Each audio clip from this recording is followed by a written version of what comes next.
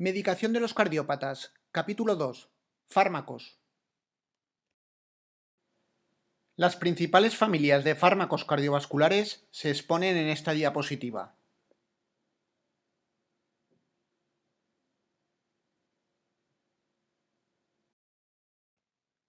Antiagregantes plaquetarios. Los antiagregantes plaquetarios inhiben la activación de las plaquetas, células de la circulación sanguínea fundamentales para la formación de los coágulos. Los coágulos sanguíneos son formaciones necesarias para evitar sangrados incontrolables ante una herida en la piel, pero son peligrosos cuando aparecen dentro de una arteria y o vena porque pueden obstruirlas totalmente y producir un infarto o una trombosis respectivamente. Por ello, los antiagregantes plaquetarios se utilizan en algunos pacientes para reducir el riesgo de infarto cerebral o cardíaco. Por otro lado, en aquellos que ya han sufrido un infarto disminuyen la posibilidad de que vuelva a ocurrir. El ácido acetilsalicílico, más conocido por el paciente como Adiro, es el antiagregante plaquetario más utilizado y su indicación en pacientes con cardiopatía isquémica es de por vida, salvo raras excepciones, por ejemplo, alergias, sangrados activos recurrentes o toma de anticoagulantes.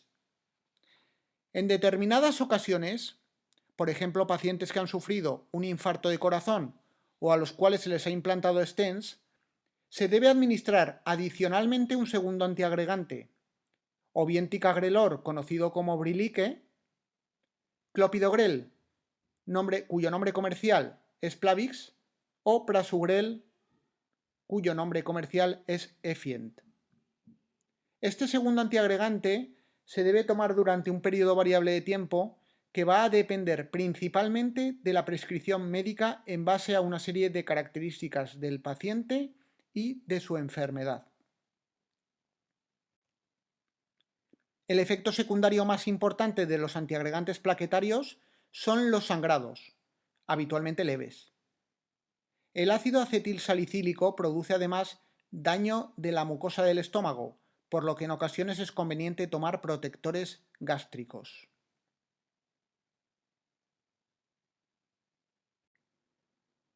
Anticoagulantes. Los anticoagulantes impiden la formación del coágulo. Se emplean principalmente en los pacientes que presentan una arritmia llamada fibrilación auricular, ya que a consecuencia de la arritmia se pueden formar coágulos dentro del corazón y consecuentemente liberarse a la circulación y provocar embolias e infartos, al obstruir diferentes arterias a nivel del cerebro, de las piernas y de otros lugares. También es necesario su uso en los pacientes portadores de prótesis valvulares mecánicas por esta misma razón.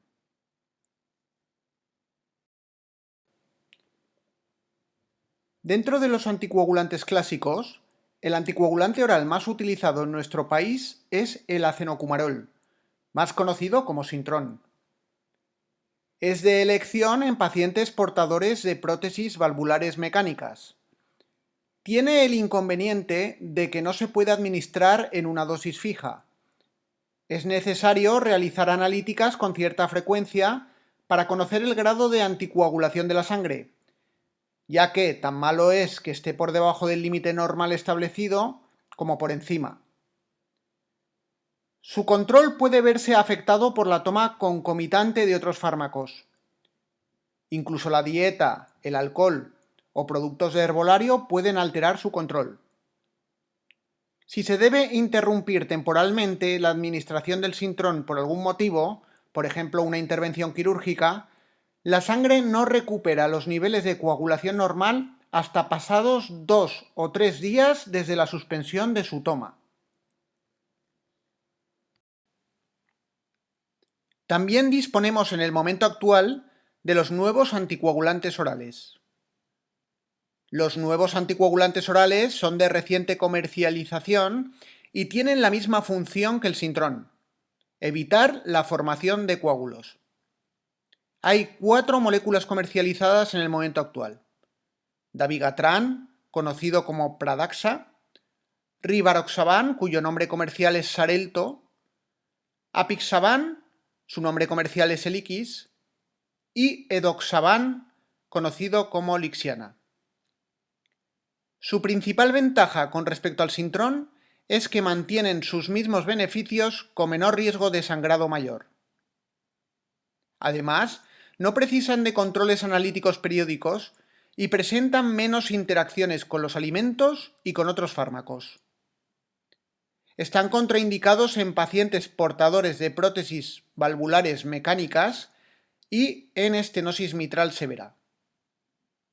En la actualidad, su uso está limitado en la sanidad pública, debiendo cumplir el paciente una serie de criterios para su indicación según un protocolo establecido en cada comunidad autónoma.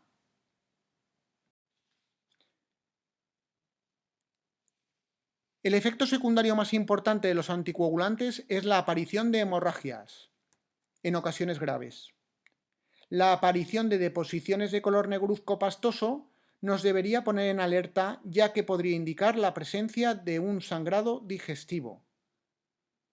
No obstante, lo más frecuente son hemorragias de escasa entidad, bien por la nariz, las encías o en la orina, de las que es conveniente informar a su médico, aunque habitualmente no exige su suspensión.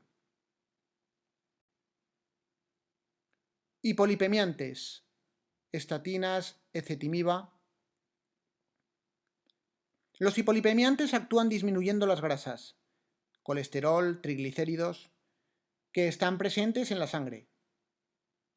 La cantidad total de colesterol en la sangre viene reflejada en la analítica bajo el nombre de colesterol total, que se compone de dos partes principales. Por una parte el colesterol LDL, conocido como colesterol malo, y por otra el colesterol HDL, conocido como el colesterol bueno. El colesterol LDL se deposita en las paredes de las arterias de todo el cuerpo, produciendo su estrechamiento y dificultando el paso de la sangre, de ahí que se denomine malo. Cuando esto ocurre en las arterias coronarias puede ocasionar una angina de pecho. Los principales fármacos hipolipemiantes forman parte de una familia denominada estatinas. Dentro de ellas los más conocidos son la atorvastatina, simvastatina, pitavastatina, rosuvastatina y pravastatina. Estos fármacos reducen los niveles de LDL colesterol o colesterol malo y aumentan los de HDL o colesterol bueno, por lo que retardan la formación de placas grasas en las paredes de las arterias. Las estatinas se administran a los pacientes que presentan niveles altos de colesterol o incluso a aquellos con niveles normales, pero que ya han tenido algún episodio previo de enfermedad cardiovascular, por ejemplo un infarto de miocardio, o aquellos con factores de riesgo que favorecen su aparición, por ejemplo en los diabéticos. La ezetimiba se utiliza cuando no es posible emplear las estatinas o en combinación con ellas para alcanzar un mejor control de los niveles de LDL colesterol. Actúa reduciendo la absorción de colesterol por el intestino.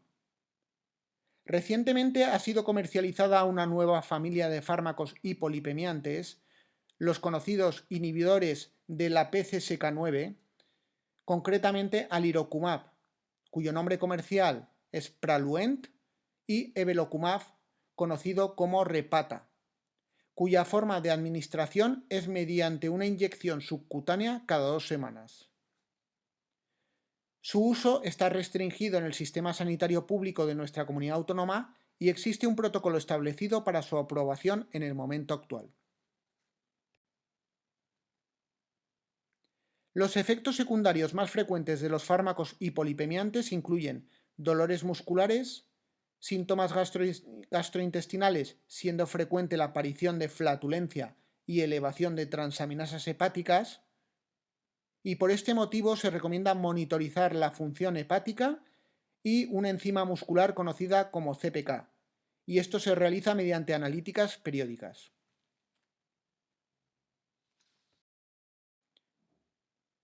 Beta bloqueantes: bisoprolol, atenolol, carvedilol. Los betabloqueantes disminuyen la frecuencia de contracción del corazón, es decir, las pulsaciones por minuto, y el trabajo que éste necesita realizar para bombear la sangre.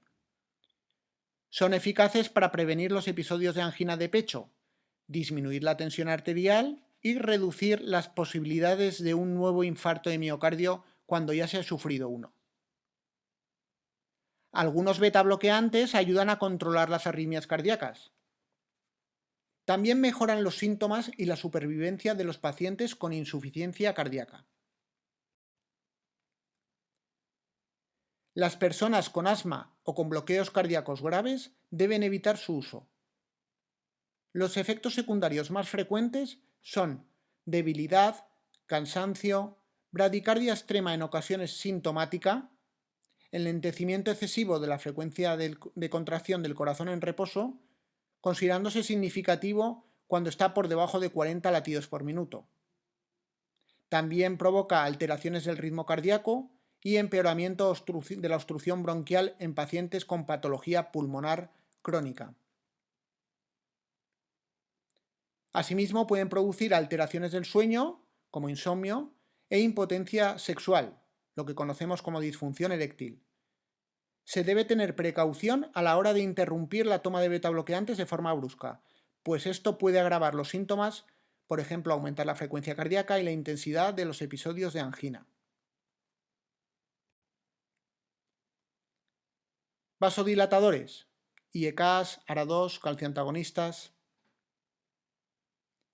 Dentro de la familia de fármacos vasodilatadores tenemos los inhibidores de la enzima de conversión de la angiotensina, o IECAS, los antagonistas del receptor de la angiotensina 2, o ARA2, y los bloqueantes de los canales del calcio, o calcioantagonistas. Estos fármacos son de uso muy habitual en cardiología, ya que relajan las arterias y disminuyen la tensión arterial, así como disminuyen el trabajo que debe realizar el corazón para bombear la sangre. Los IECAS y los ARA2 también son útiles tras un infarto de miocardio y en los pacientes con insuficiencia cardíaca, ya que actúan sobre el músculo cardíaco evitando el deterioro y la dilatación del corazón.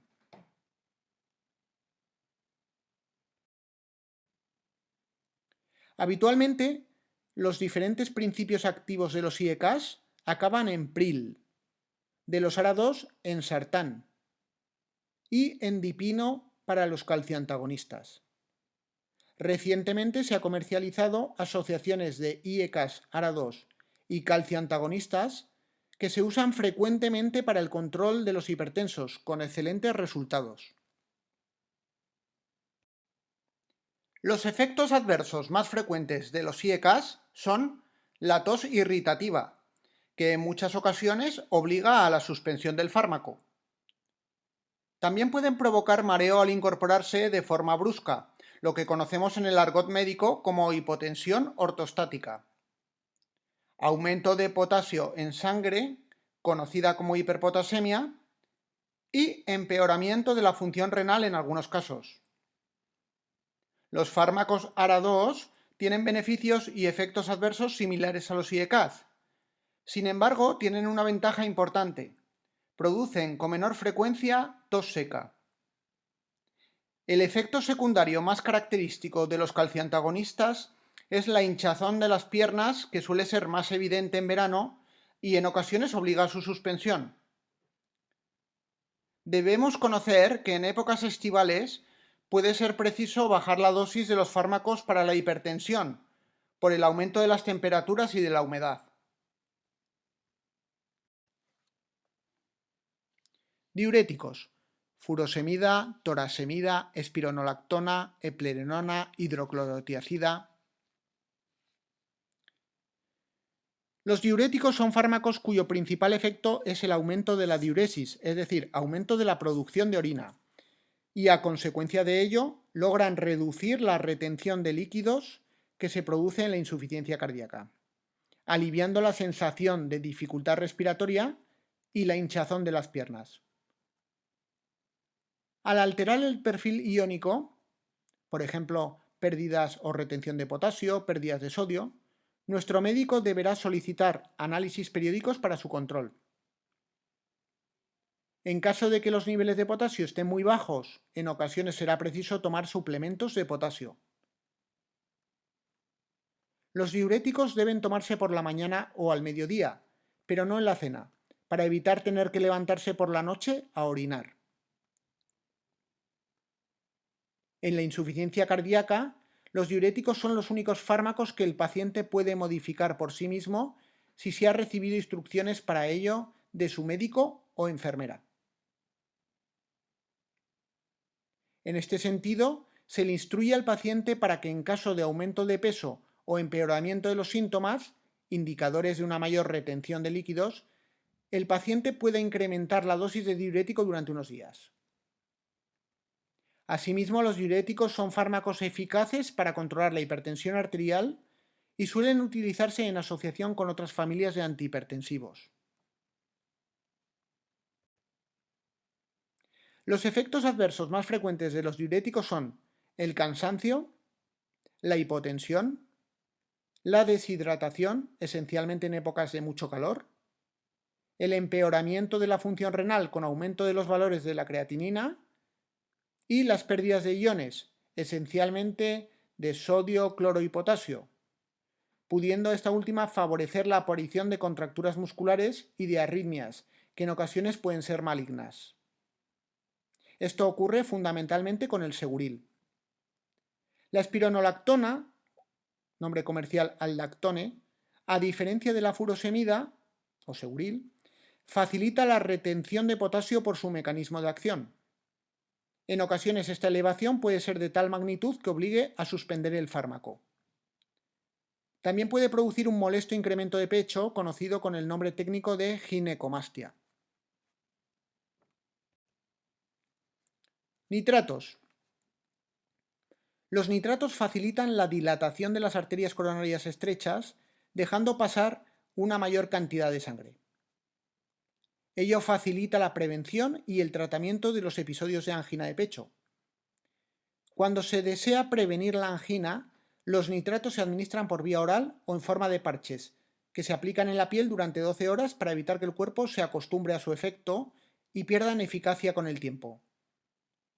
Si la angina de pecho ya ha comenzado, es necesaria una acción rápida de los nitratos para eliminar el dolor cuanto antes. De ahí que se tomen por vía sublingual, nitroglicerina en comprimidos o en spray. Estas pastillas sublinguales tienen una fecha de caducidad corta, por lo que conviene revisarlas con frecuencia y sustituirlas en caso necesario. Los efectos adversos más frecuentes de los nitratos son el dolor de cabeza, que en ocasiones es leve y desaparece en los primeros días tras el inicio del fármaco. No obstante, hay personas que precisan de la suspensión del fármaco, que siempre debe ser comunicada a su médico. También en ocasiones pueden provocar mareos, sobre todo al levantarse bruscamente, ya que disminuyen la presión arterial. Los mareos que pueden hacer que el paciente incluso llegue a perder el conocimiento. Es muy importante vigilar la presión arterial durante su uso. Para finalizar esta presentación, comentar que existen otros fármacos útiles para disminuir las crisis de angina de pecho.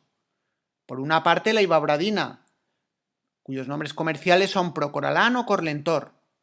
Tiene como peculiaridad que baja la frecuencia cardíaca, pero no la tensión arterial. Y por otro lado, la ranolacina, cuyo nombre comercial es Ranexa. Este fármaco no modifica ni la frecuencia cardíaca ni la tensión arterial.